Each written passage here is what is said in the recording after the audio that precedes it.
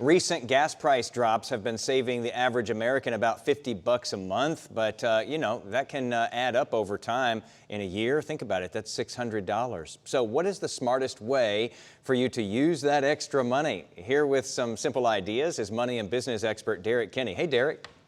Hi, Jason. Great to be with you. So first of all, it is good to see those gas prices coming down after we really saw them shoot up during the war with Iran. Let's say that somebody is seeing that extra 50 bucks a month now that those prices have started to come down because, they're spending less on gas now. What is the first thing they should be doing with that money? The first thing is to build that emergency fund. We hear it talked about a lot, but what does it mean? It just simply means a direct deposit of $50 a month to your checking account. That way, in case the AC blows up, the furnace, something happens, a car issue, we can begin to build up cash reserves to use the cash to pay it as opposed to putting that on a credit card. It gives you some security and lets you make better, smarter financial decisions. Again, slow progress, but big long-term results. All right, so you say that one of the smartest investments, Derek, is maybe not in the stock market, it's actually investing in yourself, which sounds great. What do you mean by that when you talk about investing in ourselves? I often say invest in the S&P. Here I'm saying invest in the S and me. And here's what I mean by that.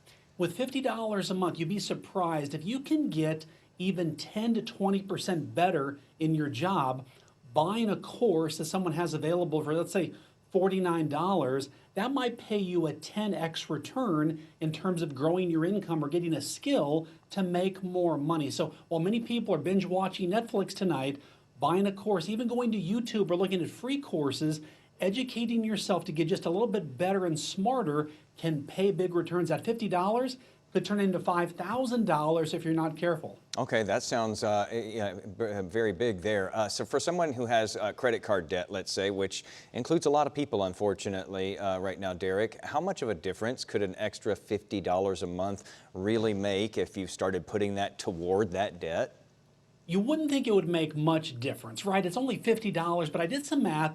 If you owe $5,000 on a credit card at a 15% interest rate, adding $50 a month, that's going to shave off an entire year's worth of payments. So I like to say it's a guaranteed 15% return. You can't get many places except paying off high interest rate debt. But the key is as you pay it off, don't add to it. The goal is asking yourself, is this an optional expense or required? Focus only on the required, cut the optional. That's a good point. You don't think that that $50 could do that kind of work, but when you start applying it like that and not adding to it, it definitely helps. Finally here, if someone doesn't have any of that debt, let's say, what is one of the best ways that they might be able to take that extra $50 a month and actually turn it into more money as they go forward? The goal here is to invest, but here's the problem so many people make, Jason, is they say, you know what, I'm going to wait until there's money left over at the end of the month. The problem is there's typically more month left than there is money, and there's no savings. So just like a bill, the first of the month, put the $50 into an index fund. Ideally, we talked about the S&Me. This time we're going to go with the S&P 500. SPY is a great ticker to consider, but that invests in the top 500 companies of America and lets the money work harder for you. So doing all those steps, you can turn that $50 a month into much more if you make simple steps today. It's amazing what can happen with that little bit of extra gas money if you start putting it to the side there. Derek, thanks so much for taking the time with us today. Good to see you again. My pleasure. Thank you, Jason.